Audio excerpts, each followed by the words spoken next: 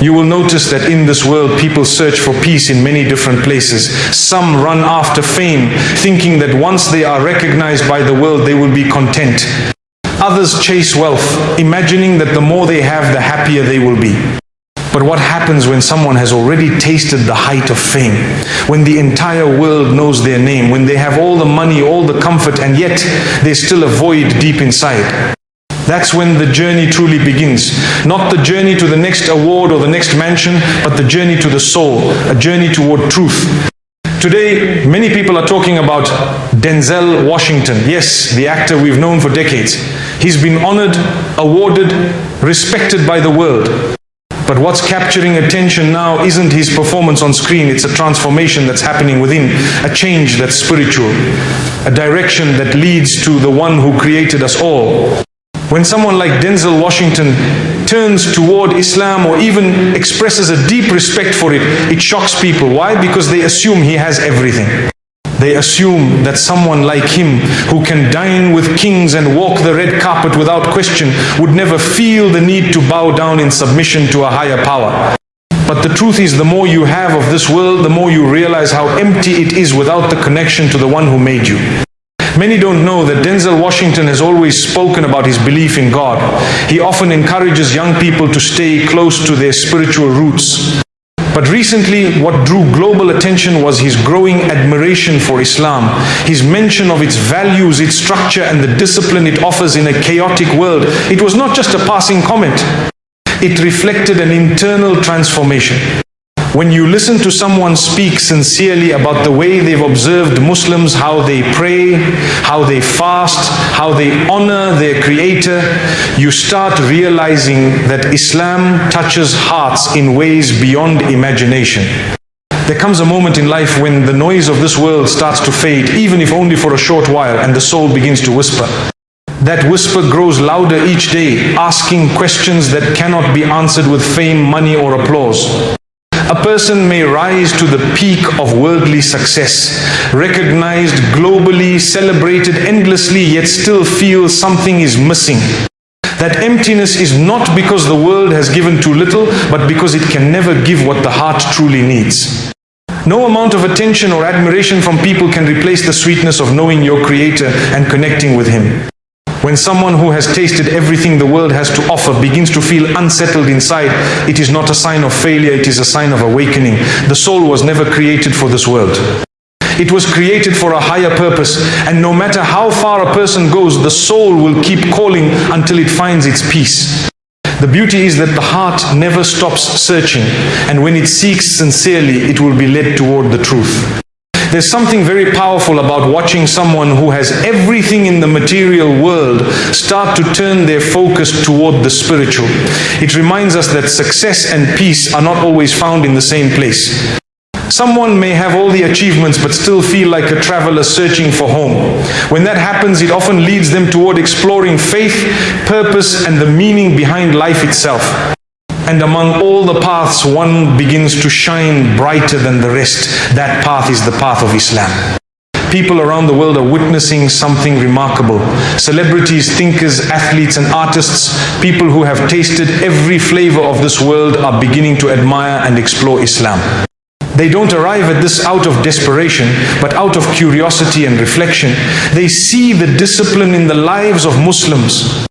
They witness the calmness, the strength, the humility in those who pray 5 times a day, fast in Ramadan, and live with purpose. And it makes them wonder, what is it that keeps these people grounded while the rest of the world seems lost?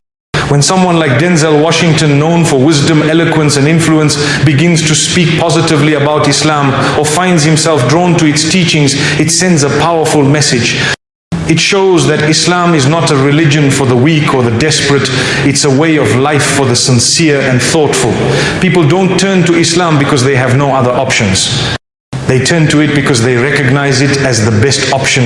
They see its beauty, its order, its connection with the Creator, and they realize that this is what their heart has been missing all along.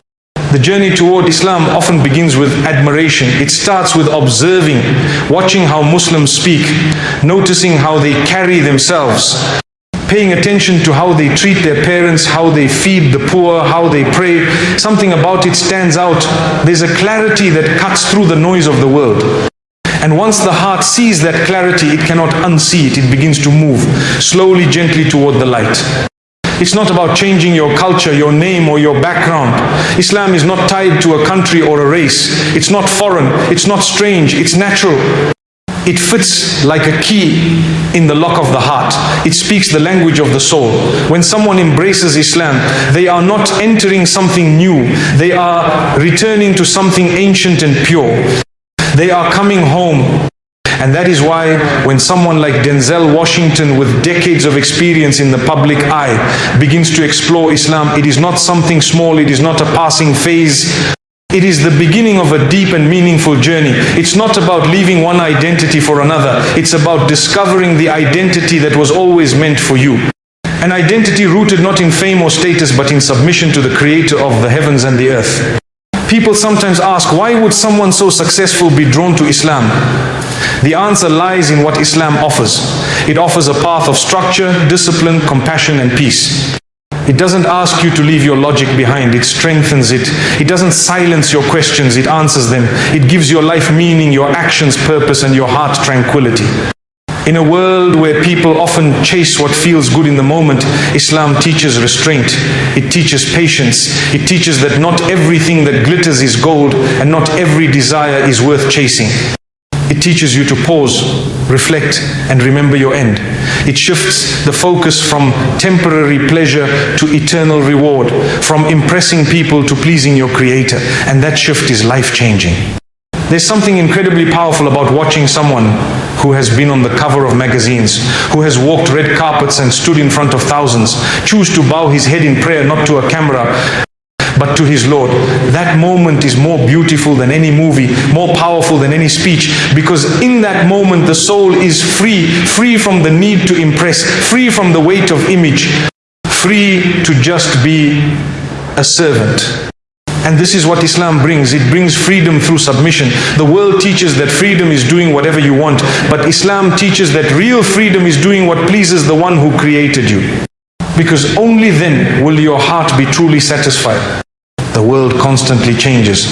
What is praised today may be mocked tomorrow. What is trendy today may be forgotten in a week. But truth doesn't change, and Islam is truth. Its teachings remain the same across time and space. Its values don't depend on popularity. They are rooted in the unchanging wisdom of the Creator. When someone like Denzel Washington begins to appreciate the message of Islam, it is a reflection of a deeper awakening. It's not about abandoning what he had, it's about upgrading what he knew. It's about filling the gaps that fame could never fill. It's about finding peace not on the red carpet, but on the prayer mat. And that's the beauty of Islam. It brings everyone to the same place. Whether you are a billionaire or a beggar, when you stand in prayer, you stand shoulder to shoulder.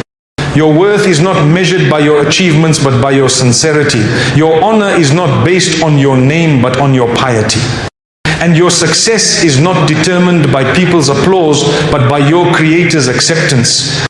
In a world where people are constantly chasing recognition, Islam teaches you to chase forgiveness. In a world that pushes arrogance, Islam promotes humility. In a world that celebrates ego, Islam encourages servitude. And when someone begins to see this, they cannot ignore it. They begin to realize that everything they were searching for, peace, clarity, purpose, it was always there, waiting for them, and all it took was a sincere heart to begin the journey. When someone steps into Islam, they don't lose who they are. They discover who they were always meant to be. It's not a matter of fame or fortune. It's a matter of the heart that begins to whisper in the quiet hours, the heart that feels restless despite having everything. That heart is seeking its true home. And it will keep seeking until it finds the one who created it. I thought for 9 seconds. You will discover that true peace will begin the moment the forehead will touch the ground and the heart will admit that it will never belong to anyone but the one who created it. Because as long as a person will be standing tall on the stage of ego, applause will drown out the whisper of the soul. But the instant sujood will happen, the noise will fade, and the soul will breathe. A person will live years chasing validation, chasing numbers, chasing positions, but the day he will bow sincerely will be the day he will understand that peace will not be a place he will travel to. It will be a posture he will return to again and again, a posture of humility before the Lord of the worlds. He will realize that every sleepless night, every restless hour, every anxious thought will be a symptom of a heart that will be disconnected from its source. And every time he will stand, bow and prostrate, he will be rewiring his life around what will truly matter. He will not need a crowd to tell him he will be valuable. He will not need a platform to assert he will be successful, because the one who will see him in the quiet of the night will already know. And that knowledge will be enough to settle the shaking inside him. He will learn that peace will not be purchased, it will be practiced, it will not be inherited, it will be chosen 5 times a day. He will shut the door on the world and he will open the door to serenity, and he will keep doing it until his heart will understand that nothing will compare to it. He will walk through life and he will witness how people will confuse distraction for happiness. They will scroll, they will binge, they will consume, and they will believe that the fullness of their screens will translate to the fullness of their hearts. But he will know that the heart will never be full until it will bow. He will know because he will have tried everything else. He will have filled his calendar, his bank, his house, and still a silence will echo. Then he will try filling his sajjada with tears. And that echo will turn into a song of gratitude. He will begin to measure his day, not by how many meetings he will attend, not by how many deals he will sign, not by how many followers will click, but by how many moments his heart will be alive in remembrance, how many impulses he will restrain for the sake of Allah, how many acts of kindness he will hide so that only Allah will see them, how many hurts he will forgive because he will be longing for the forgiveness of the most merciful. The more he will do this, the more he will notice that peace will be less about what will happen outside him and more about what will be cultivated within him. Storms will still come, insults will still be thrown, losses will still arrive uninvited, but the one who will bow will anchor his heart in the one who will never change. So while the world will shift, he will remain steady. He will learn that the forehead on the ground will be the highest position he will ever occupy. He will understand that when he will lower himself to the one above everything, he will be raised above the things that used to pull him down. He will no longer be enslaved by opinion, by trend, by fear of missing out, because he will be busy fearing the one who will hold his heartbeat in his control. He will realize that anxiety will multiply when the future will be placed in the hands of people. But tranquility will grow when the future will be trusted to the one who will already know it. He will not need certainty about outcomes. He will need certainty about the controller of outcomes. And that certainty will be cultivated on a prayer mat, in sujood, in whispered du'as at dawn, in tears that will never be trending but will always be treasured by the most kind.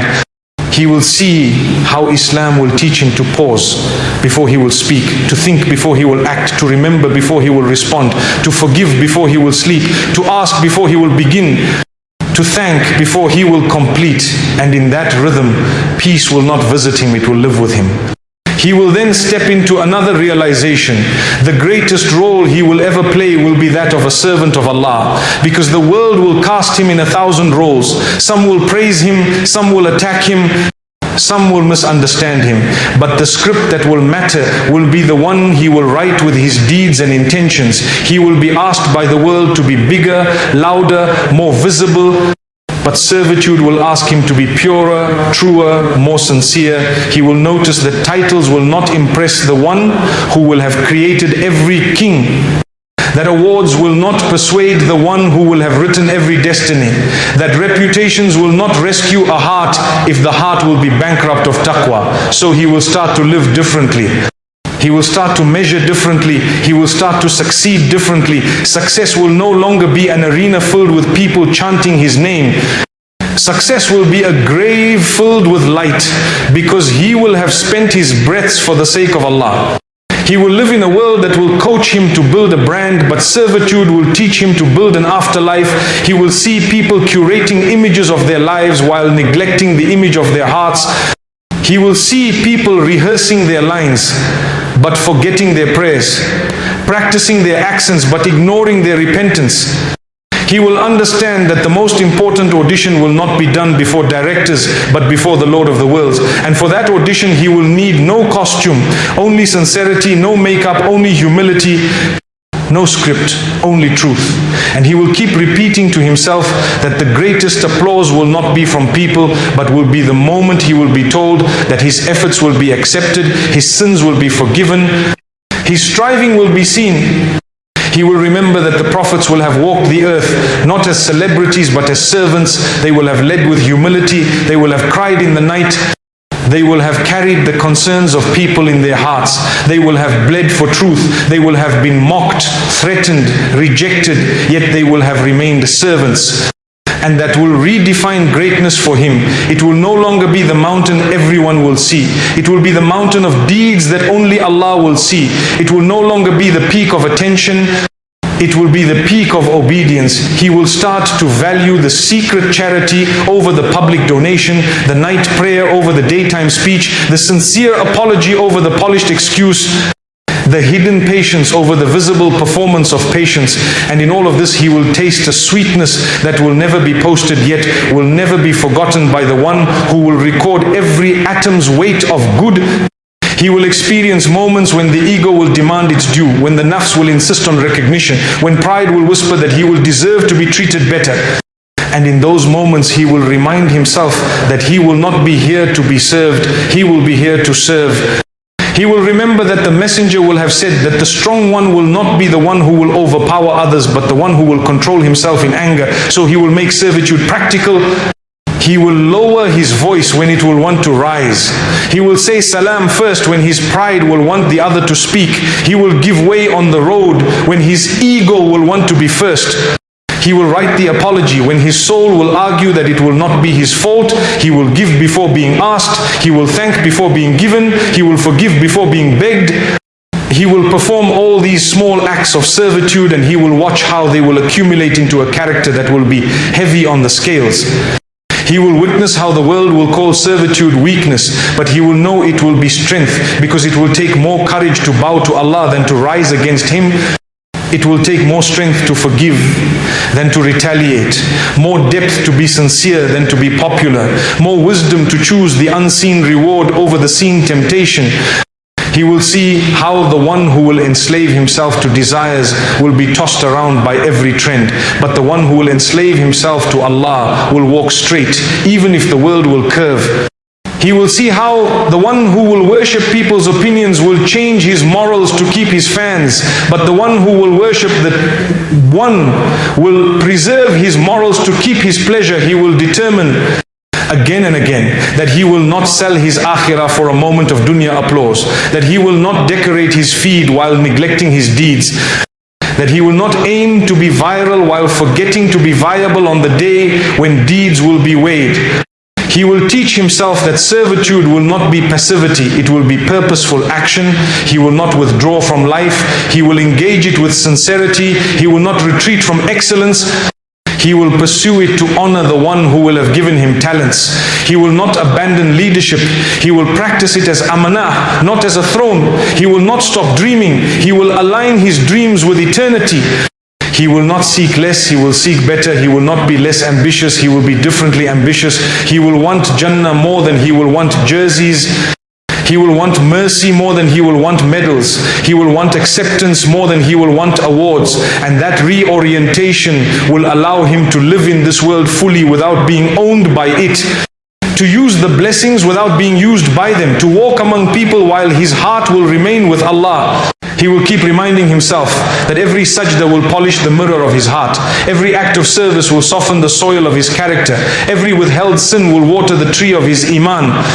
Every tear shed in the night will irrigate his future on a day when there will be no shade except the shade granted by the most merciful. He will remind himself that true peace will not begin when problems will end. It will begin when the heart will be anchored in the one who will manage those problems. And true greatness will not begin when people will recognize him. It will begin when he will recognize himself as a servant. He will hold this dual realization like two wings, and he will fly with them through the noise, through the tests, through the temptations, always returning, always bowing, always serving. because he will know that nothing will calm the storm of the ego like sujood, and nothing will dignify the human being like servitude to the Lord of all beings. You will realize that Islam will not be a wall that will restrict you. It will be a mirror that will show you your true potential. The moment someone embraces Islam, the world might expect that they will lose what they had, that they will be walking away from their success, from their influence, from their progress. But the reality will be entirely different. Islam will not take away the good from your life. It will give it direction. It will not strip you of your skills. It will purify your intentions. It will not erase your past. It will redeem it. It will not destroy your identity. It will anchor it. You will start to live with purpose, not just presence. You will not just move. You will move meaningfully. You will not just breathe. You will breathe with gratitude. You will not just speak. You will speak with responsibility. That is what Islam will do. It will not erase who you are. It will refine you into the best version of yourself. The world will often misunderstand this. When someone known by millions embraces Islam, the world sees a loss of status, but that person feels an increase in value. The world sees restrictions, but the soul feels release. The world sees rules, but the heart feels relief. Because Islam will not be chains around your body. It will be the key that unlocks your spirit. You will discover that the freedom you once thought you had, the kind that encouraged you to do whatever you wanted, whenever you wanted, was not freedom at all. It was slavery to your desires. True freedom will come when you gain control over those desires, when you no longer live as a servant to trends, temptations, or opinions, but you live as a servant to the one who made you. And that is the essence of success. There will be people who will question your decisions. They will ask why someone like you who had everything would need religion. But what they will not understand is that what you had was never enough. You may have had money, but your heart was poor. You may have had fame, but your soul was lonely. You may have had recognition, but you were still searching for meaning. And the moment you discovered Islam, you will have discovered wealth that no currency can buy, love that no fan can provide, and recognition that will matter not in this life but in the next. That is the beauty of this path. It makes you see the difference between living for the moment and living for eternity. What Islam will do is something no worldly system can match. It will give your success a scale. It will tell you what matters and what doesn't. It will take your sleepless nights and give them peace. It will take your stress and give it a purpose. It will take your ambition and give it a direction. And most of all, it will remind you that you were never meant to chase people. You were always meant to chase the pleasure of the one who created people. When you live like that, your actions will change. Your mindset will change. Your habits will change. And most importantly, your heart will change. You will begin to understand that waking up for Fajr will be more satisfying than staying up for likes. That giving in secret will be more fulfilling than earning in public.